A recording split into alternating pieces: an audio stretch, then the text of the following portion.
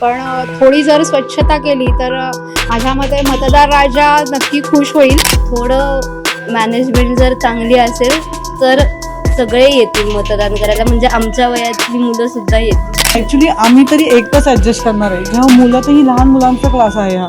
आता दुपारचे 12 वाजलेले आहेत. संपूर्ण शहरात खरं तर मतदान सुरू आहे. आपण पुन्हा एकदा बिबवेवाडी मधल्या एका प्रभागामध्ये आलेलो आहोत आणि इकडे जर आपण बघितलं आत तर इथे जे मतदार उभे आहेत बरीच लांब रांग इकडे पाहायला मिळतेय.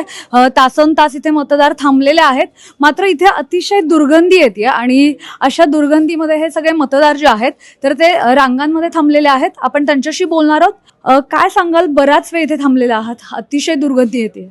हो, म्हणजे बराच वेळ आम्ही इथे उभे आहोत, साधारण एक 15-20 मिनटं झाली.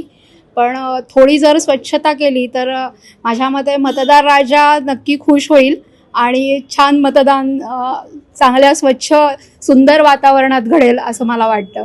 त्यामुळे थोडं इकडे लक्ष द्यावं की जरा स्वच्छता आजूबाजूला असावी किंवा ॲटलिस्ट शेवटची जी खोली आहे टॉयलेटच्या जवळची ती तरी नीट ठेवावी असं मला वाटतं.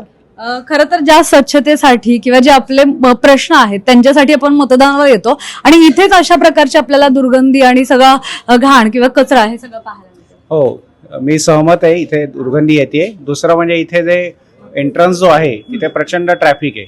तर मला असं वाटतं की तिथे जर अनेक पोलीस आहेत त्यांनी जर ते ऑर्डरली सगळं केलं तर सिनियर सिटीजनना आणि रिक्षावाल्यांना यायला जास्त सोयीचं पडेल. तुम्ही बोलणार आहात का इथले दुर्गंधी आणि किती वेळ तुम्ही थांबले तिथे?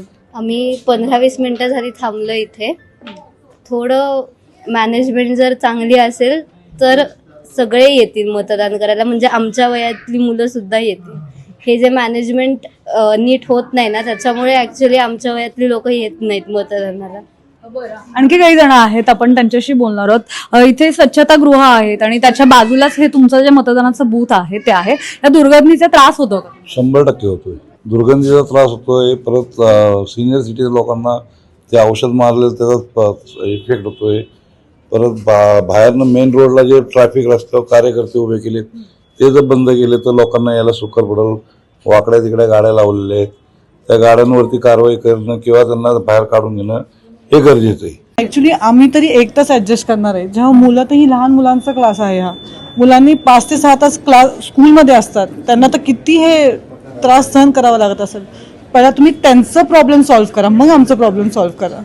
आपण इकडे पाहिलं तर हे स्वच्छतागृह आहे आणि या स्वच्छतागृहाच्या अगदी बाजूलाच हे मतदानाचं केंद्र आहे. त्यामुळे इथले जे मतदार आहेत ते जवळपास अर्धा एक तासापासून रांगेत आहेत. अगदी शेवटच्या बाजूला जे आहेत रांगेमध्ये उभे तर त्यांच्याशी आपण आता बोललेलो आहे आणि त्यांना सुद्धा इथल्या दुर्गंधीचा जो आहे तो सामना करावा लागताना पाहायला मिळतोय. पुण्याहून मोना येनपुरे, सिविक मिरर.